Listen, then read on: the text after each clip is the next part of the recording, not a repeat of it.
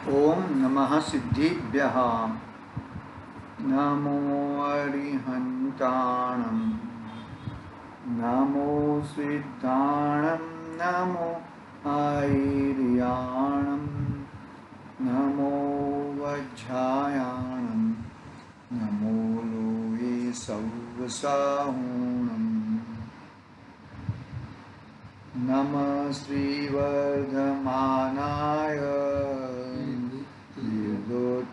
कलिलात्मने सालोकानं त्रिलोकानां यदुदयादर्पणायते। चेतिले चेतन चेत्या विना किम चालसे।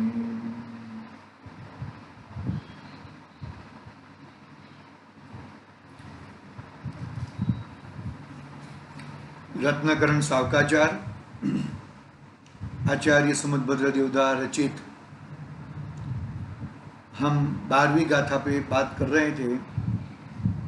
12वीं गाथा यानी कि सम्यक दर्शन का दूसरा अंग निकांक्षित गुण की बात करना था। निकांक्षित यानी कि किसी भी प्रकार की इच्छा नहीं। इच्छा यानी कि क्या होता है कि मुझे प्रद्रव्य से मैं ये काम करा लूँ, मैं प्रद्रव्य का काम कर लूँ, मैं ये काम कर रहा हूँ तो मुझे फल मिले, तो इससे बहुत गड़बड़ हो जाता है। एक मुनिराज वांछा यानी इच्छा। एक मुनिराज थे, धन्य मुनिराज तप कर रहे हैं, बराबर ना? और वो तप कर रहे हैं और उनके ऊपर से धर्णेंद्र का विमान गया। धर्णेंद्र, बहुत प्रकार के धर्णेंद्र रहते, धर्णेंद्र पद्मावती वाले धर्णेंद्र नहीं, और कोई जो भी है धर्णेंद्र रहेंगे। तो वो जब तपस्या करते हैं मुनिराज, तो कोई भी विमान ऊपर से जाता है तो उसको नियम से नीचे आना पड़ता है, और नीचे आके वो जो देव है वो मुनिराज का नमस्कार करे, उसके बाद उसका विमान हिलता है, ऐसा नियम है। तो वो नीचे आए और मुनिराज को नमोस्तु किया और फिर वो तो चले गए। फिर मुनिराज के मन में क्या इच्छा आई कि मैं ये तप कर रहा हूं, ये तप का फल मुझे धर्णेंद्र पना दे दे। क्या दे दे? धर्णेंद्र पद मुझे मिल जाए। एक्चुअल में उनको मुनिराज को तो क्या क्या चाहिए, क्या वांछा होनी चाहिए, क्या इच्छा होनी चाहिए? मोक्ष की, मोक्ष इच्छा होनी चाहिए।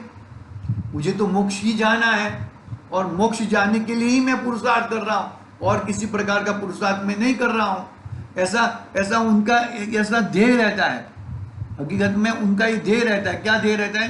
कि मैं मुनिराज बन के मैं मोक्ष में जाऊं, और कुछ मेरे को और पुण्य करना है। पुण्य तो ऑटोमेटिक आ जाता है।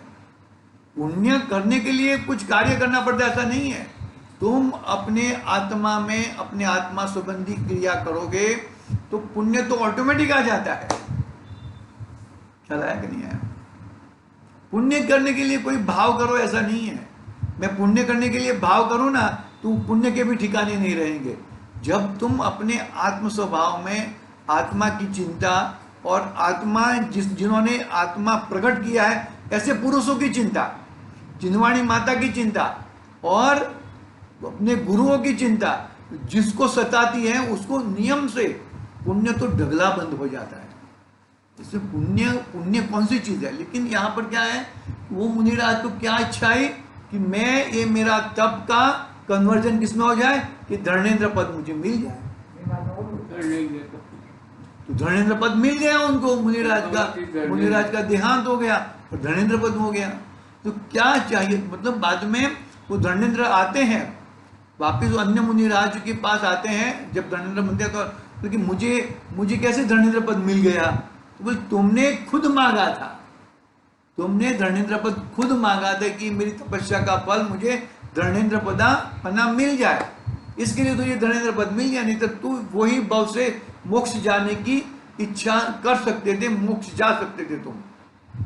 ठीक है, मतलब ऐसी किसी भी प्रकार की संसार की इच्छा सम्यक दृष्टि को नहीं होती।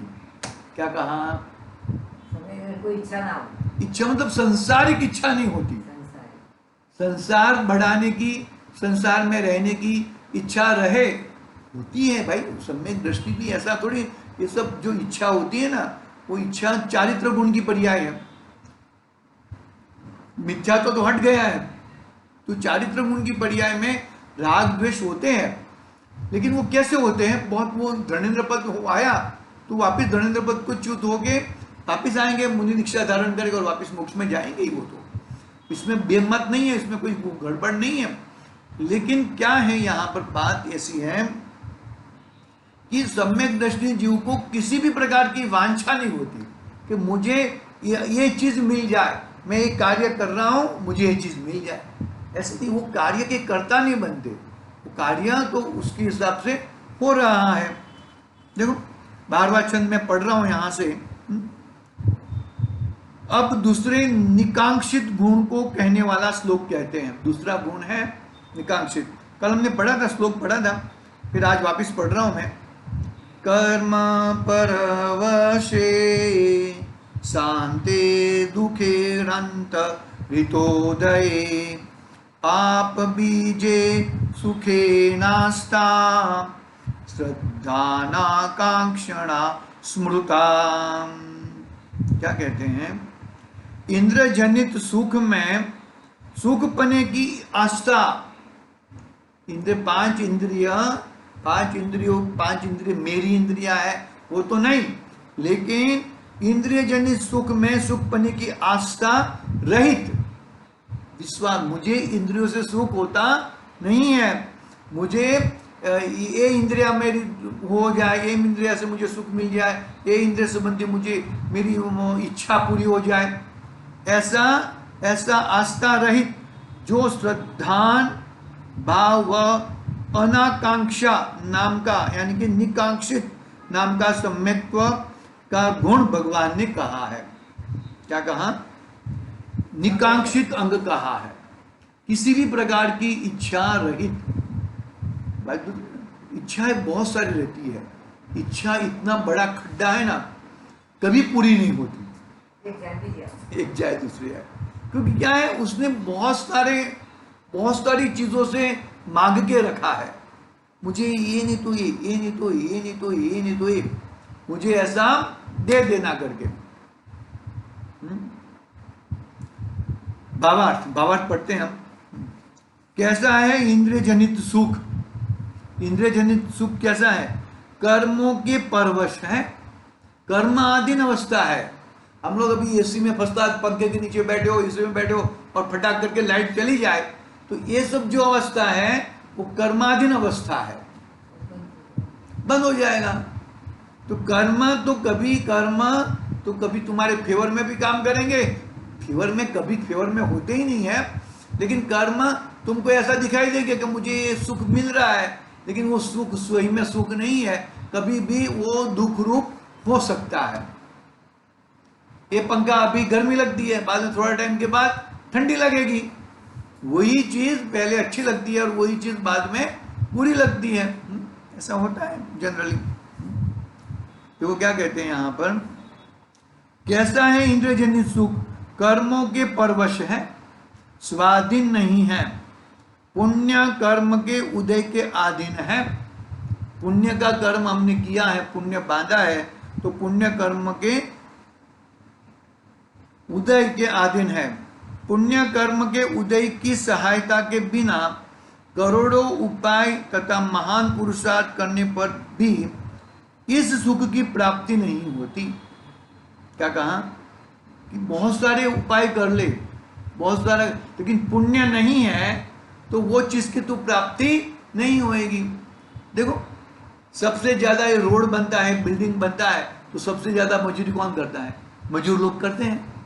ईंट उठा के ऊपर लेके जाएंगे, बाद में सीमेंट भर के लेके जाएंगे, वेकरी भरेंगे, वो करेंगे, बिल्डिंग बनाएंगे। और कॉन्ट्रैक्टर ऐसा उंगली करेगा, ये कर दो, ये कर दो, ये कर दो, ये कर दो। कॉन्ट्रैक्टर तो उसको साइड पे जाना पड़ेगा, टोपी पहन के घूमना पड़ेगा, धूप में घूमना पड़ेगा, उसको इतना मजदूरी करना पड़ेगा, और वो उसका जो सब कॉन्ट्रैक्टर, बड़ा कॉन्ट्रैक्टर है, उसको कुछ नहीं, और उससे ऊपर वाला शेड है, बिल्डर है, उसको तो कुछ करना नहीं पड़ता, वो तो पेपर में ही ड्रॉ करके दे देता है, ऐसा बना दो। मतलब कहने का भावार्थ, तुम कितना कौन है, बाहर ज्यादा रहता है, लेकिन ऐसा फिजिकली क्या दिखता है हमें, कुछ बाहर नहीं रहता है। उन लोगों का कॉन्ट्रैक्ट दिया हुआ रहता है, उनको वो हिसाब से काम करके लेना ही है, नहीं होते तो उनका पैसे कट जाते हैं, तो कुछ नहीं होता है इसमें। हाँ, काम बराबर करके पूरा करके। इसमें क्या है, इस आप हमको कौन ज्यादा काम करता हुआ दिखता है, मजदूर ज्यादा दिखते हैं, लेकिन उनका काम ज्यादा है, पुण्य कम है, काम ज्यादा है, पुण्य कम है। इसके लिए उन्हें भले काम ज्यादा करते हो, लेकिन पुण्य कम होने से उनको पैसा ज्यादा मिलता नहीं है। 500 रुपया होएगा तो बोल के आज 250 रुपया लेके जा, 250 रुपया कल लेके जाना, तेरे को 500 रुपया क्या करना है, ज्यादा वापस डालेगा तू, ऐसा बोलते हैं ना हम लोग। कहने का भाव ऐसा है कि पुण्य रहेगा तो तू कुछ भी काम नहीं करेगा तो भी करोड़ों की संपत्ति आती रहेगी, करोड़ों का व्यवहार होता रहेगा। यदि पुण्य नहीं रहा तो तूने कितना भी मजूरी किया तो उससे कुछ फायदा होने वाला नहीं है। इससे ऊपर, अरे जहां पे पुण्य की भी जरूरत नहीं है, पाप तो चाहिए ही नहीं, पुण्य की जरूरत नहीं है, ऐसे भगवान आत्मा को देखेगा तो उसका कल्याण हो जाएगा। न पुण्य की जरूरत है, पाप की तो जरूरत है ही नहीं। ऐसा है, देखो, पुण्य कर्म के उदय के अधीन है। पुण्य कर्म के उदय की सहायता के बिना करोड़ों उपाय तथा महान पुरुषार्थ करने पर भी इस सुख की प्राप्ति होती नहीं है, इष्ट का लाभ नहीं होता, बहुत प्रकार से अनिष्ट ही प्राप्त होते हैं। बहुत सारा काम, अच्छा काम करने के लिए जाए, लेकिन उसको अपयश की है तो अपयश ही मिलेगा, कितना भी अच्छा काम करे। इधर अपयश लिखा हुआ है तो अपयश ही मिलेगा, चाहे कितना भी। वही काम दूसरा करेगा तो उसको यश मिलेगा। अरे मैं कर रहा था, वही काम कर रहा है, अरे भाई वो बरोबर कर रहा है, तुमको बरोबर करने को नहीं आता था। एक उदाहरण याद આવ્યું, આપણે એક પંડિતજી આવતા, ખબર છે, મંદિરમાં પહેલા સરોસર મંદિરમાં આવતા, દુબળા સરખા દહીસરથી, શું નામ હતું, બાલ બ્રહ્મચારી હતા, કોણ હતા, બાલ બ્રહ્મચારી નતા લગભગ હતા। હવે 10 લક્ષણ ધર્મની પૂજા ચાલતી હતી, બરોબર, એક નવું મંદિર હતું આપણે ઓલું, तो ये मंदिर में मतलब सबको राग आता नहीं था 10 लक्षण धर्म की पूजा का, और वो पूजा का राग मुझे आता था, बाकी सबको, मैं पंडित जी के बाजू में बैठा हुआ था, तो मैंने गाना बोलते, मेरे को बोले तुम रुक जाओ, तुम मत बोलो ऐसा बोला पंडित जी ने, और फिर मैं जो बोल रहा था वैसा ही राग दूसरी बहन ने गाया तो उनको ओके कर दिया। तो मतलब तुम कितना भी अच्छा काम करने के लिए जाओ, तुम्हारे माथे पे अपयश लिखा है तो अपयश ही मिलेगा, और जो नहीं कर रहा है और वो करने के लिए ऐसे ही करेगा तो उसको यश मिल जाएगा। ऐसे तो मैं जस्ट उदाहरण दिया, ऐसा किसी का नाम नहीं लेना है अपने को कोई वो बात नहीं है। बात यहाँ पर गंभीरता यह है कि भाई तू यहाँ पर, तो हम लोग तो क्या है, ये रत्नाकरण सावकाचार है ना, सावकाचार यानी कि चरणानुयोग का ग्रंथ है, तो भाषा ऐसी आएगी कि अपयश, पुण्य करो, अपयश मत करो, यश करो, अच्छा काम करो, ऐसी भाषा आती है, लेकिन उसके पीछे क्या रहस्य है वो दिखाना है। यहाँ पे कर्तापने का भार रखना नहीं है, हमें कर्तापने का भार बिल्कुल रखना नहीं है। पुण्य भी छोड़ना है, पाप तो छोड़ना ही है, पुण्य भी छोड़ना है, और हमें हमारा भगवान आत्मा को पकड़ना है। क्योंकि हमने क्या है, द्रव्यानुयोग की बात सुनी है, पूरी मैक्सिमम बात हमने अभी तक प्रवचन सुने तो किसके सुने, द्रव्यानुयोग के। तो द्रव्यानुयोग पे ही अपने को प्यारा लगता है, तो अपने को चरणानुयोग की भाषा थोड़ी अपने को अटपटी लगती है, लेकिन भाषा है वो, हकीकत में कर्ता बुद्धि तो वहां पर भी नहीं है। भाषा को पकड़ना नहीं, उसके भाव को पकड़ना है हमें। कदाचित पुण्य के उदय से वह सुख प्राप्त भी हो जाए तो वह सुख अंत सहित है, वो सुख क्या है, पूरा हो जाता है, वो सुख कंटिन्यू नहीं है, अक्षीण पुण्य नहीं है, वो पुण्य वापिस पूरा हो जाएगा। पराधीन है, कितने समय तक भोगा जाएगा, क्योंकि इंद्रिय जनित सुख है वह अपने इष्ट विषय के अधीन है और इष्ट का समागम विनाशक है। मतलब कोई संयोग है, वो संयोग का वियोग के साथ में जन्म होता है। संयोग कभी परमानेंट रहता नहीं है। माता पिता का संयोग, शरीर का संयोग, पत्नी का संयोग, ये सब क्या है? संयोग है। और ये संयोग हमेशा वियोग के साथ में जन्म लेता है। देखो कैसा कहते हैं यहाँ पे,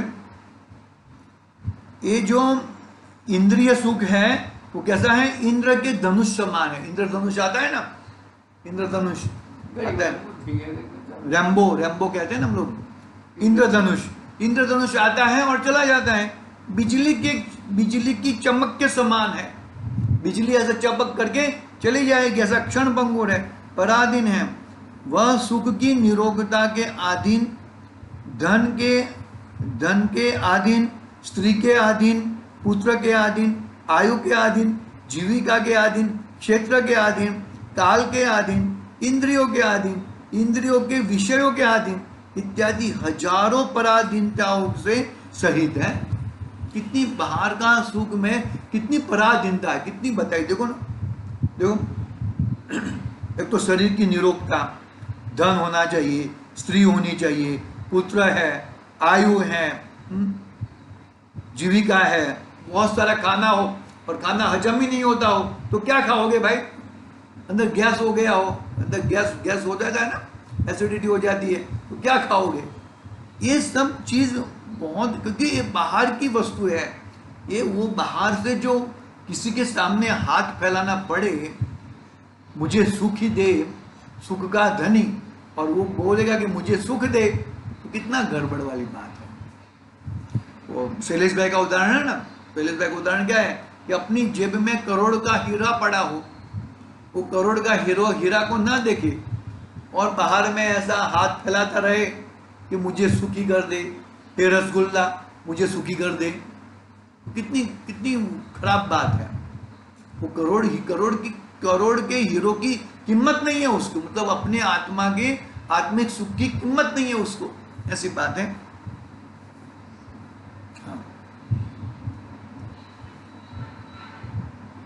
इत्यादि हजारों पराधीनताओं सहित तथा सुख तथा विनाश के सन्मुख है, कितने समय तक भोगा जाएगा। इसलिए जो इंद्रिय जनित सुख है वह अवश्य ही अंत सहित है।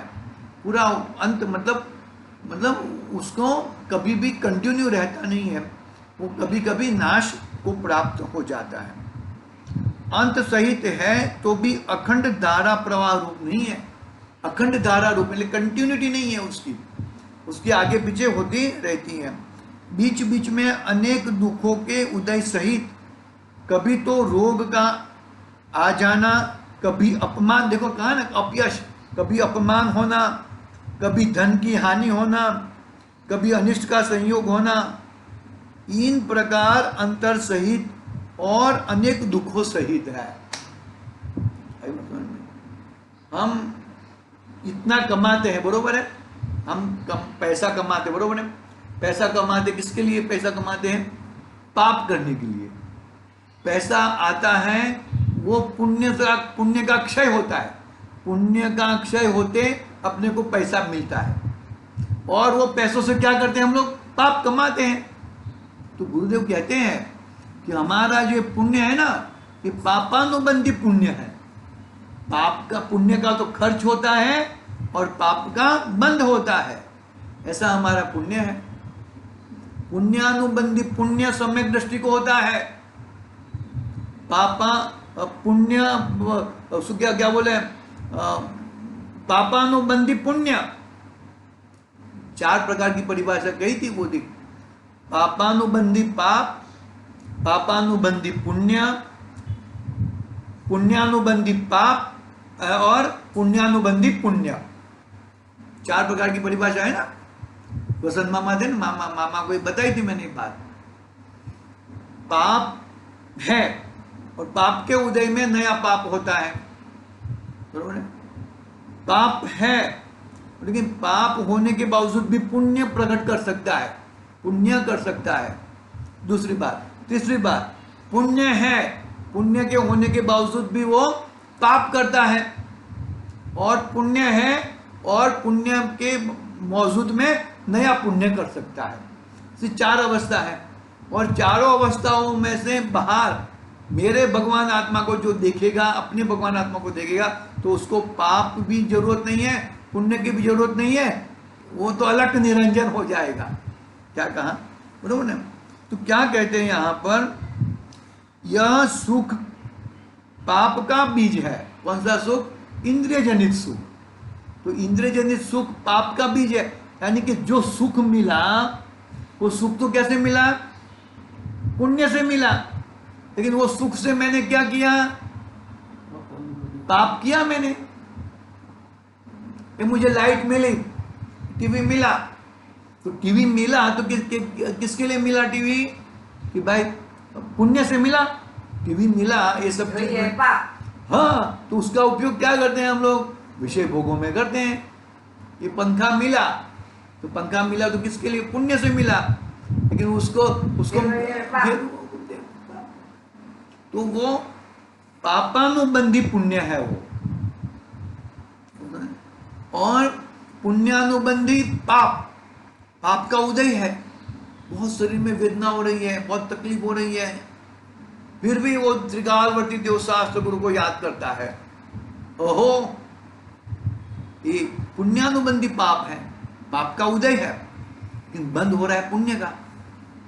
भगवान याद करिए अपना। अरे ये जो दुख हो रहा है, वो दुख तो सही में मेरा दुख नहीं है, ये दुख तो शरीर का दुख है, मैं तो ज्ञाता दृष्टा हूं।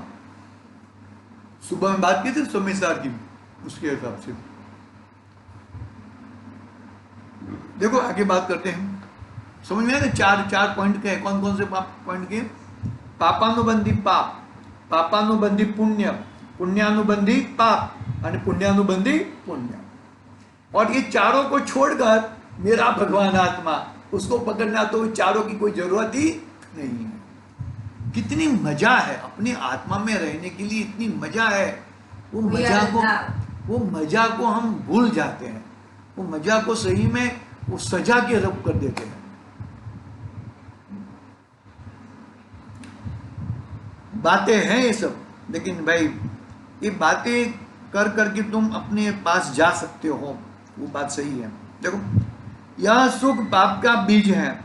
इंद्रियजन्य सुखों में लीन होते ही यह जीव अपना स्वरूप भूल जाता है। इंद्रियों के विषय में आते आते हमको तुमको कुछ कहना है, लेकिन और कुछ बात आ गई तो भूल जाते हैं, हम लोग भूल जाते, गड़बड़ हो जाती है। महाघोर आरंभ में प्रवर्तता ही है, अन्याय और विषय सेवन करता ही है, इससे पाप बंद ही होता है। अतः इंद्रजनित सुख नरक तिर्यंच आदि गतियों में परिभ्रमण कराने वाला पाप बंध का ही बीज है। ये 5 इंद्रियां और छठा मन किसके लिए है? कौन से ज्ञान में उपयोग होता है? मति ज्ञान का विषय बनते हैं। वो पर को अपना बनाने के लिए नहीं है। वो पर को अपना बनाने का बात करेगा, मैं दूसरे का बन जाऊं, वो मेरा बन जाए, वो कुमति ज्ञान चला जाएगा, मिथ्यात्व सहित वाला हो जाएगा। लेकिन ये मति ज्ञान, अकेला मति ज्ञान वाले भी अभी तक नहीं बने। हम कुमति वाले हैं, कुश्रुत वाले हैं। बहुत बड़ी गाली है अपने लिए। तेरे पास पूरी फैसिलिटी है, और पूरी फैसिलिटी होने के बावजूद भी तू कुमति और कुश्रुत में है। इंद्रिय ज्ञान से तुझे अपने आत्मा को देखना है, अपने आत्मा को अपनाना है। बाहर की वस्तुएं दिख रही है, ज्ञाता दृष्टा हूं मैं इंद्रियों के माध्यम से, लेकिन इंद्रियों के माध्यम से तू क्या कर रहा है? ये मेरा है, ये तेरा है, ये मेरा है, ये तेरा है, ये सब कर रहा है। बहुत बड़ी गड़बड़ है, बहुत बड़ी जिम्मेदारी दी है आचार्य देव ने हमें। वो जिम्मेदारी हमें देखनी होगी, नहीं तो बहुत अनर्थ हो सकता है। हम कहां से कहां चले जाएंगे, कुछ पता नहीं चलेगा।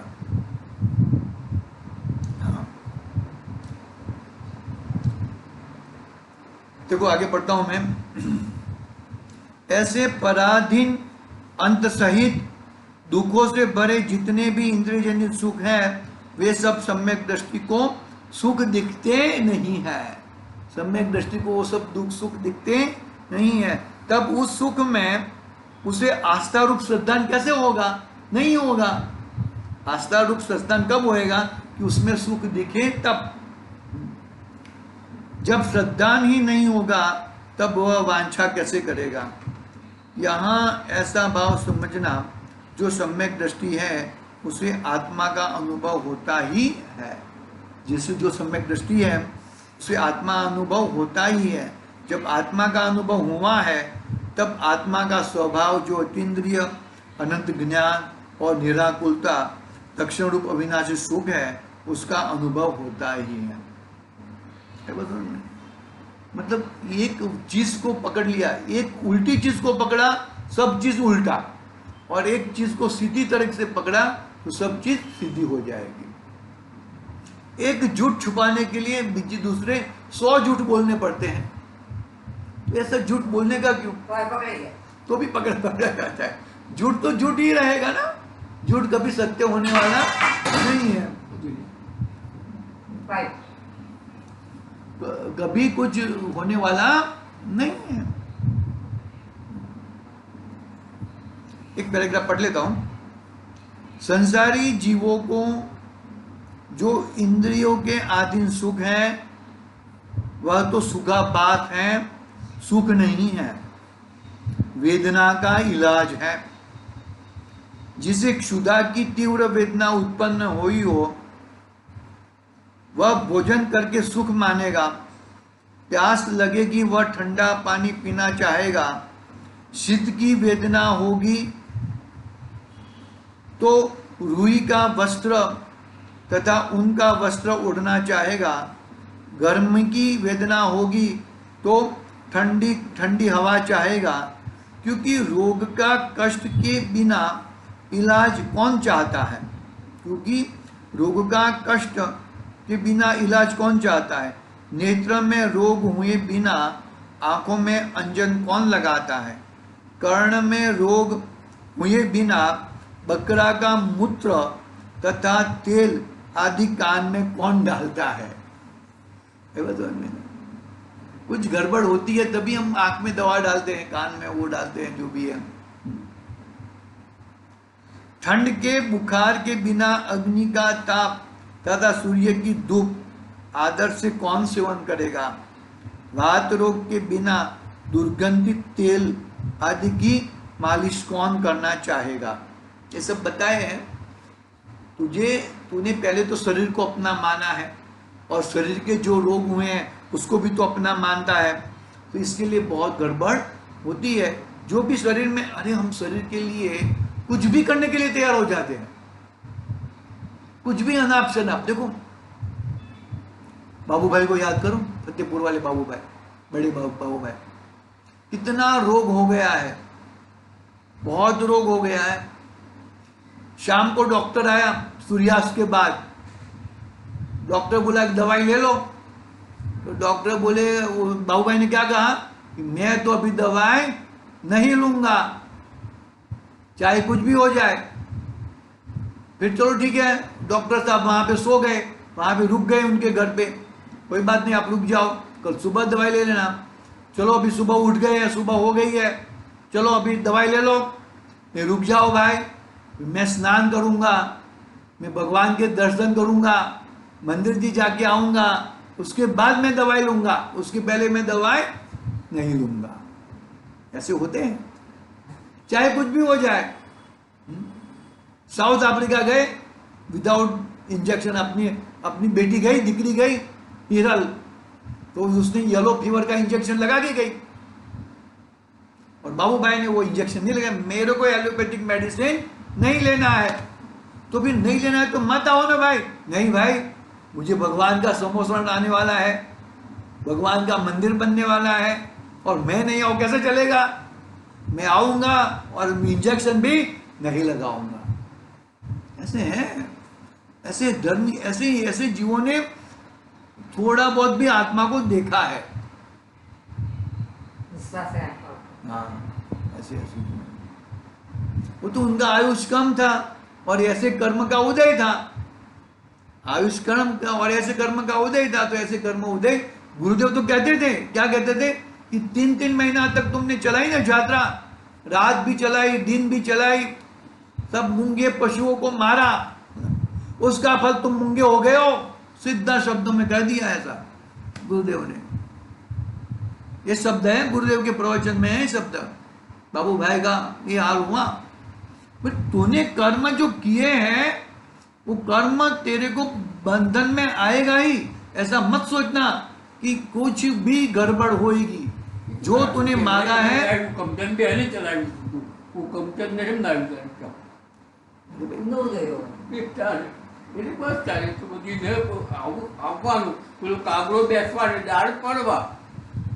अरे हुकमचंद जी ने तो इंजेक्शन लगाया, हुकमचंद जी ने इंजेक्शन लगाया, उनको एलोपैथिक मेडिसिन का बाधा नहीं थी और बाबू भाई को बाबू मेडिसिन की बाधा थी।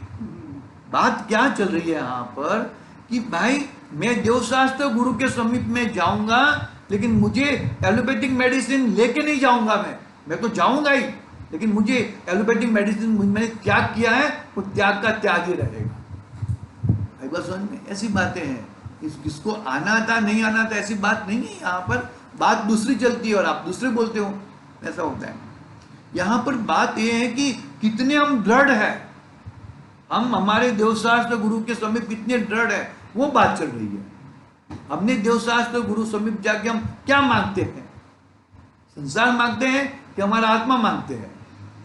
तो हमारा आत्मा मिलना है तो देवशास्त्र गुरु को देखो और उसके हिसाब से अपना आत्मा को पहचानो, तो ही कार्य होएगा, बाकी कार्य नहीं होगा। ओम नमः सिद्धि।